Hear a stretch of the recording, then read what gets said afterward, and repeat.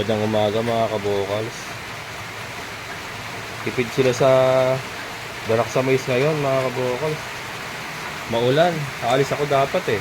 Bibili ako ng stocks namin eh. Ng darak saka ng layer feeds. Kaya lang maulan. May bagyo yata. Kaya so ito yung darak. Darak sa mais, molasses at vitamins. Kaya mamula-mula.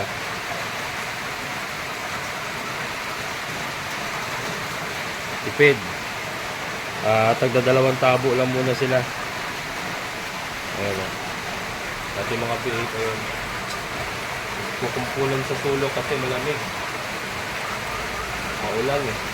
Saka yung ano kasi ngayon malamig na mga kabokals eh. Tapos umuulan pa. Ayan. Tipid muna.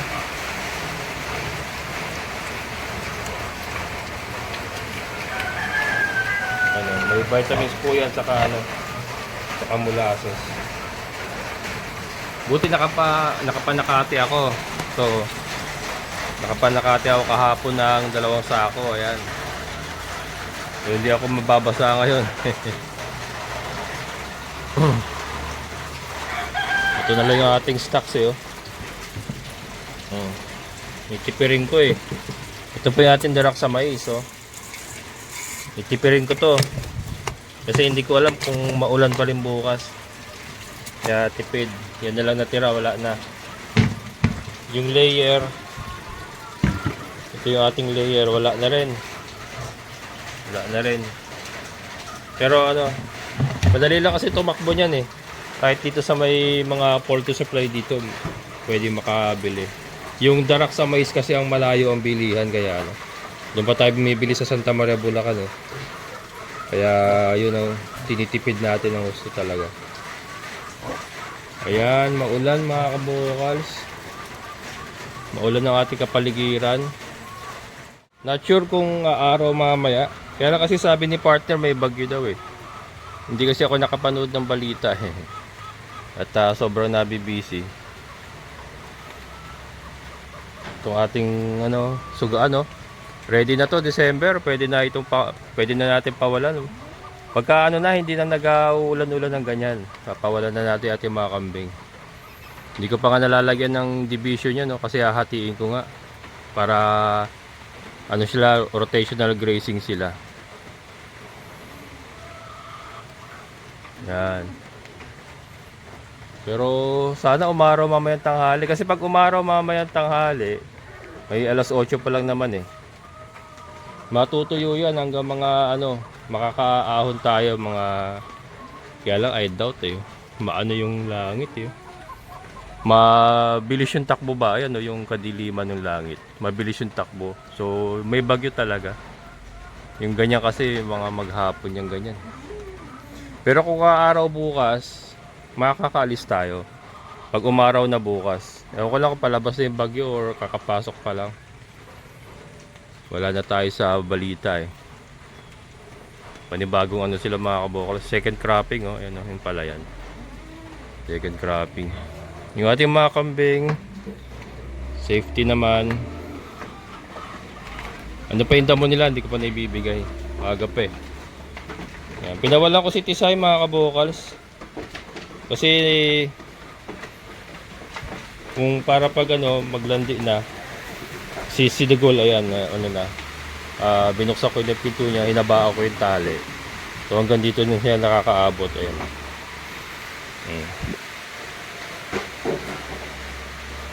Para makapag-breeding na sila. Lalandi ka ba? Parang, hindi. O nagbibigil yung niya mga kabokals, ayan.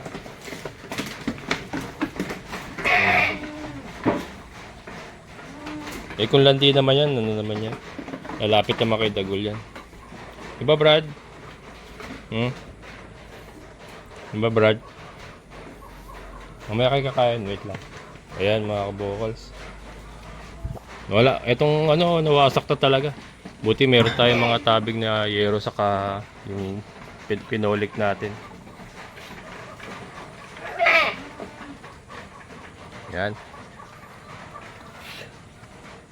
O ito, nangitlog na naman yung ating ano mga kabukal. So kahapon nakakuha tayo isa. Ngayon isa na naman. O, brown pa rin, no?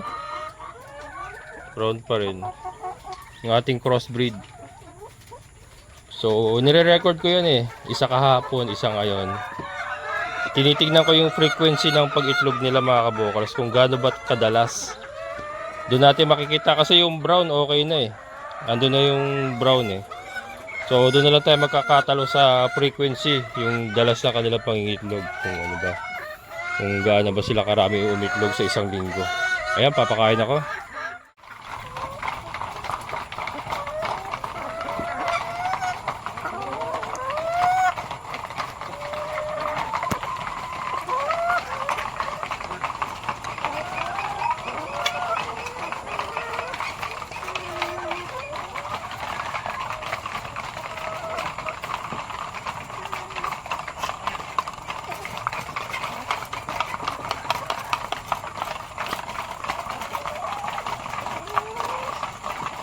Ayan mga kabokals, pakain na tayo.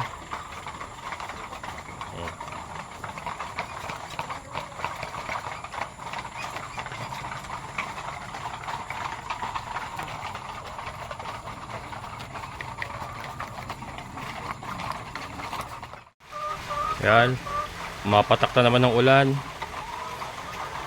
So ito, katatapos lang natin magtambak mga kabokals. Pangatlong tambak ko ito. Tapos nito, pagka kumapal na uli yung pupo, yung droppings nila, ano na, scrape out na tayo. Isasako na natin. Yan. Medyo makapal na yan. Last na tabon yan, pangatlong tabon. And then ano na tayo, pag napuno yan, siguro mga 2 araw, magsasako na uli. Then panibago, ganun lang naman yan, paulit-ulit. Hanggang hindi pa napapasemento, kasi plano ko rito mga kabukals, pasisemento ko ito. Gagayahin natin yung kila Ma'am Irene, kay Sir Paul, na simentado tapos may poso negro lang, para everyday isprayan lang natin. May power spray naman tayo dyan, isprayan lang natin. Para sa akin, para mas madali kasi yun, saka mas makokontrol natin yung ammonia. Ganun din eh, mahal din yung ano eh, yung isang sako po ng ito, mga ipay ito. Mga ipa po yan. Isang sako po niya ay 30 pesos. So medyo ano rin, mahal din. Kaya pasisemento na lang natin to. Tapos may poso negro tayo, para style baboy. Style baboy yan. Tapos bobombahin yan tuwing umaga, ganyan. May power spray naman tayo. Taga lang muna, meron na naman Tapos mamaya tubig naman, magpapainom naman tayo ng tubig mamaya. Ayan. Ayun na, lumalakas naman ng ulan.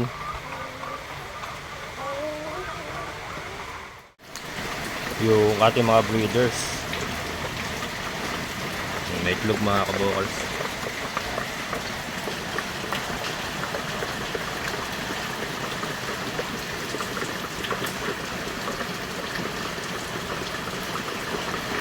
Then ito yung mga bata natin na rooster na. Nalinis ko na rito mga kabokals, oh. Ayun, oh. Natamuhan ko na. Nandito na ako eh.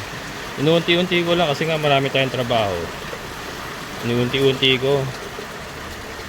Ayun, oh. Ando na ako eh, oh. Papunta na ako ron eh, oh. Ayun sa ilalim niya mga kabokals, oh. Daming followers ng ating ano, Cavendish, oh. Ito rin yung ating lakatan, maraming followers. Lakatan, Tordan pala yan. Yung buko natin. Kaya lang, paano ka makapagdadamo na ito, maulan na naman.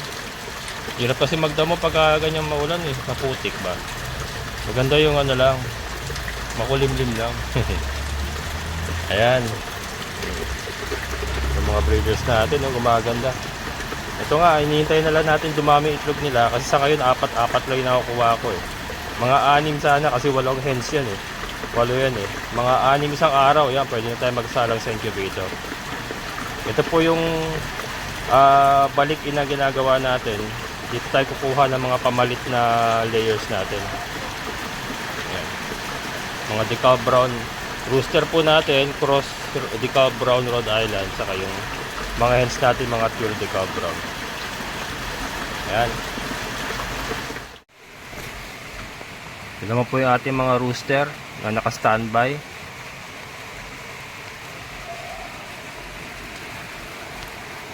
Ayan. Ito yung ating white leghorn, mga kabokals.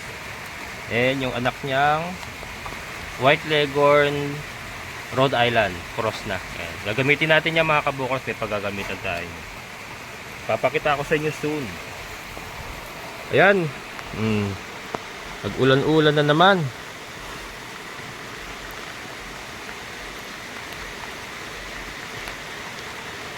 Panibago na naman tayong ano. Ayan o, mga kabokals. Ayun yung nandadamuhan ko. Andiyan na ako. Ito pala. Dito na ako. Yan. Pag ganyan kasi tayo. Pag ganyan. Tapos ito, i-grass cutter ko na lang ng malawak na ito. I-grass cutter na lang yan. Ayun, lumalakas na.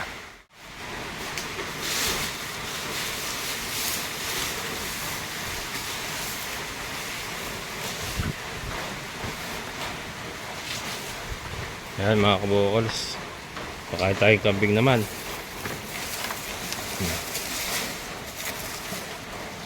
Dagul.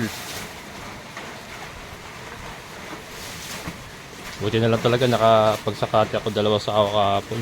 Maganda pa na ako kahapon eh.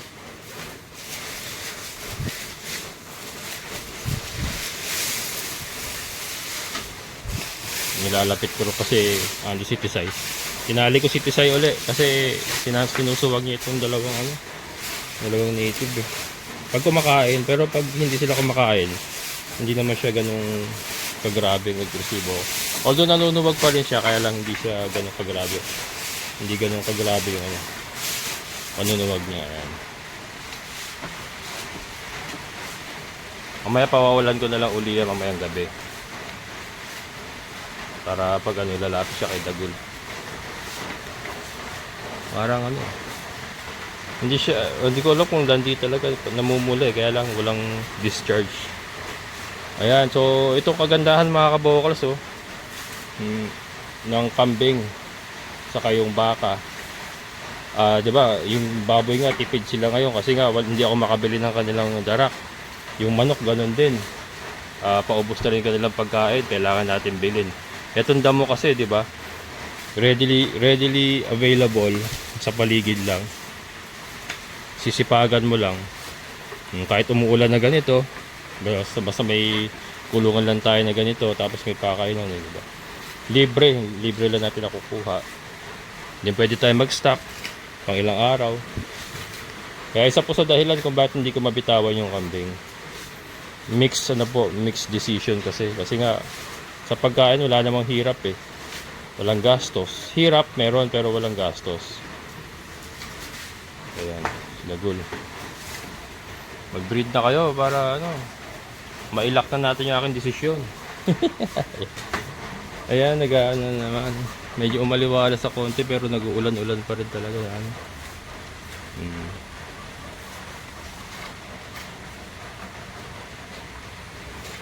Pato na lang. Yung ating mga Muscovy duck na lang ating pakainin. Tapos, magpapainom na lang ako.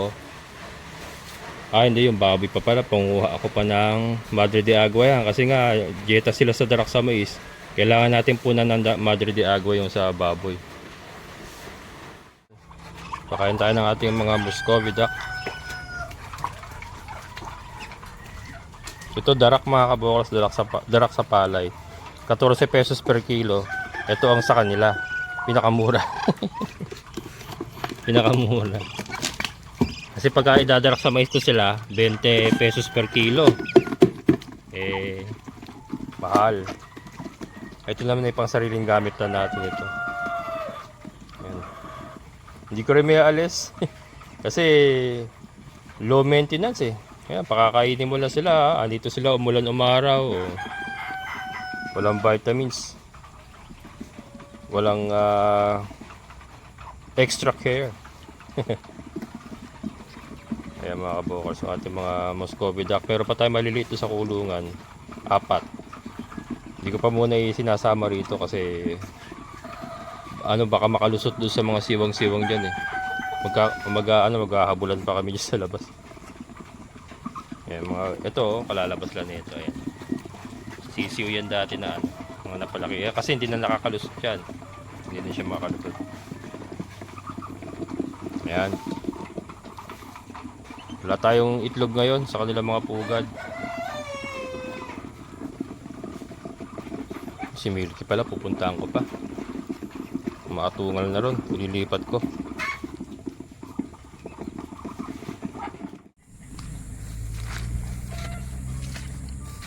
Si Milky, mga kabokals. Hindi naman ganong katindi yung bagyo, kaya kaya naman niya sa labas.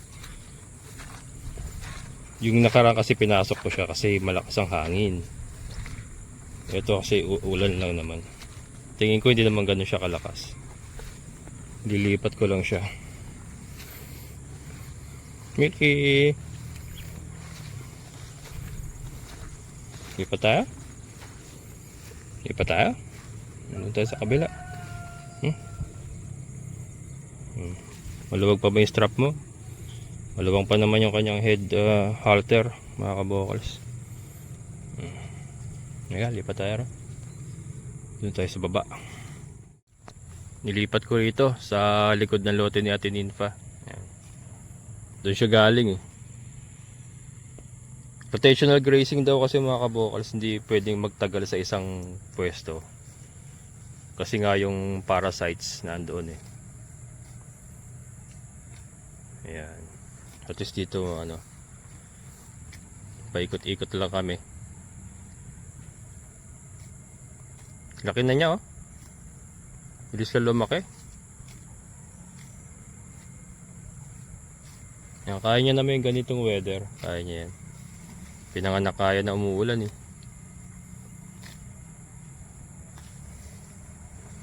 Bilis na tumubo yung damo. Yan.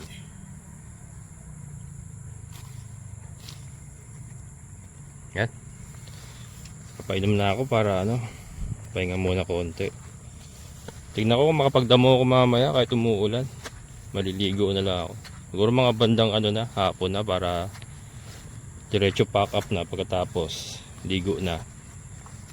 Pack up na. Sana bukas umaraw na para makaalis ako.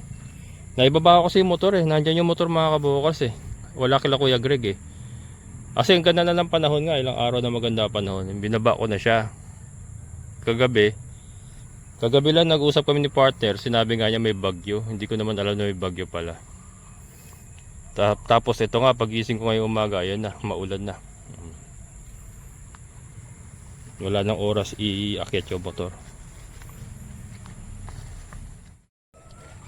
Yan, mga kabokals, nanguha tayo ng Madre de Agua. Nugasan ko muna kasi medyo maputik. Doon ako kumuha sa may sa may likod na maputik na doon tayo kumuha sa may likod doon.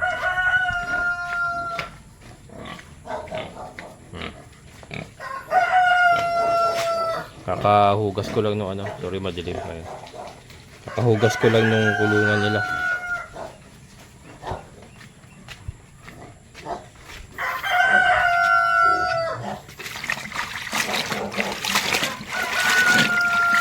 Para matanggal lang yung dumi. Ito si Kanor, mahina ito kumain ng Madre de Agua talaga.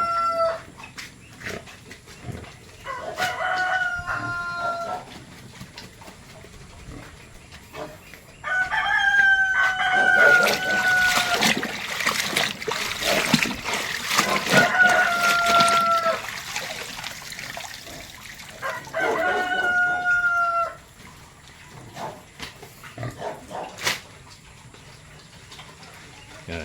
Malaking bagay na rin yan, mga kabokals, kasi kulang yung darak sa mais na naibigay natin. Kasi nga tinitipid ko na. Kanor, kakain ka ba, Brad? Kakain ka ba? Nga. Manguha pa ako ng kakawati, mga kabokals. Yung Madre de Cacao. Sinachop ko, binababad ko sa tubig. Tapos may konting detergent. Siya ko pinapaligo sa kanya. Meron pa rin mga ano, parang ginagalis eh. Pero ano na, ayun, nababawasan na. Badro de cacao or ano yung kakawati ka. Sinachop natin yan. Tapos, nahalo natin sa ano dun ayun. Nahalo natin dyan. Ay, binababad ko overnight. Tapos, may konting detergent. Pinapang spray natin sa kanya. Gamit pa rin yung ano, ginagamitan natin ng power spray. Ayun o. Yung ating power spray. Ano naman, maganda naman yung reaction niya. Kasi parang nababawasan naman yung kati-kati niya. Yan. Dilim na naman. Babadya na naman, umulan ng malakas. Ay, balik doon. Balik doon. BT. Balik doon. Sus, Mario Joseph. Aso na to. Kung saan ako nandun din siya. BT. Balik doon. Parang makain si Kanora. Brad. Kaya wag masyado kasi sinasayang lang niya. Yung mga babae, walang problema.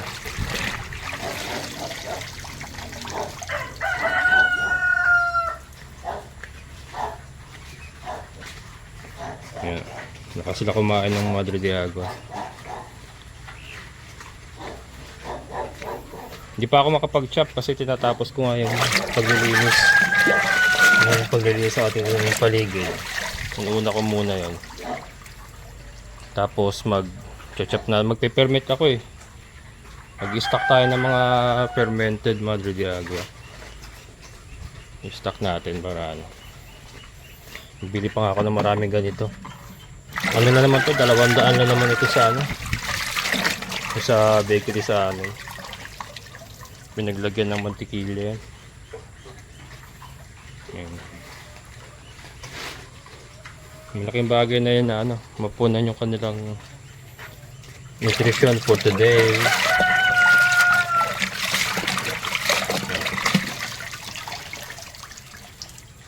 Si Mama Basha ang kailangan ng madami nito kasi may mga bake. Yan.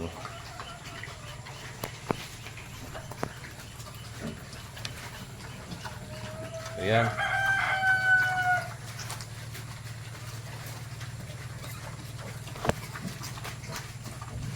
Ayan, kanyang mga bake. Ayan.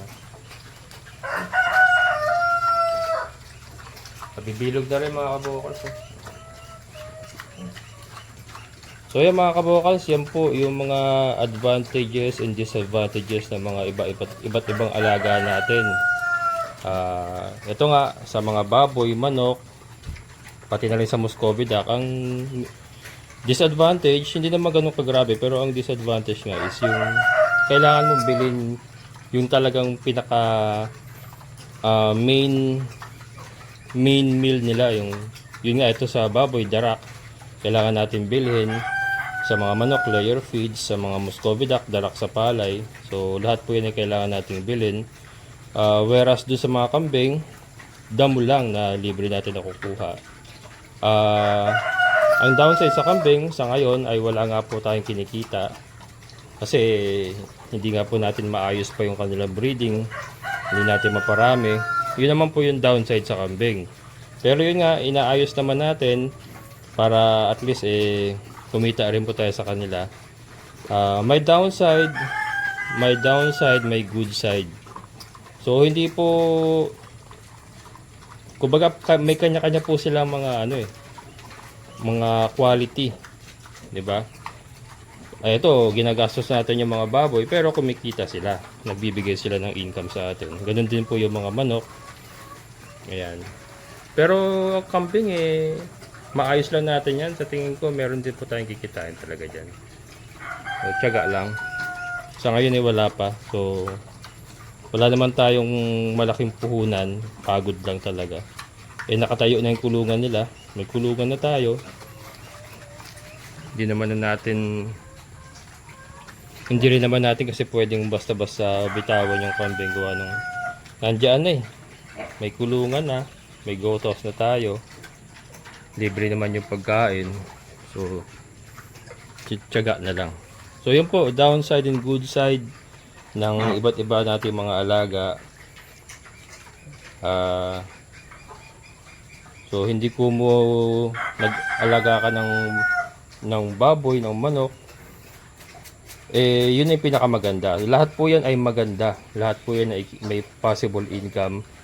Kambing, manok, baboy, Muscovy duck. Ito Muscovy duck, wala rin tayo masyadong ganansya dyan. Mga pangkatay-katay lang, ayun. Pang ulam-ulam, ayan. So, may pakinabang pa rin. So, lahat po yan mga kabukal sa mundo ng paghahayupan ay may pakinabang. So, kailangan lang po talaga nating ayusin. So, ayan mga kabukal, yan po mong aking may babahagi sa inyo for today. Maulan na araw. Ano ba ngayon? November 25. Yan, November 25. Sana bukas ay maaraw na para makaalis ako. Naibaba ako kasi si Raptor eh. Akala ko tuloy-tuloy na yung ganda ng panahon. Na I'm stuck here. Sabi, I'm stuck here. Sabi nga naman Inglesero. Ayan, maraming salamat. Amazing na buhay.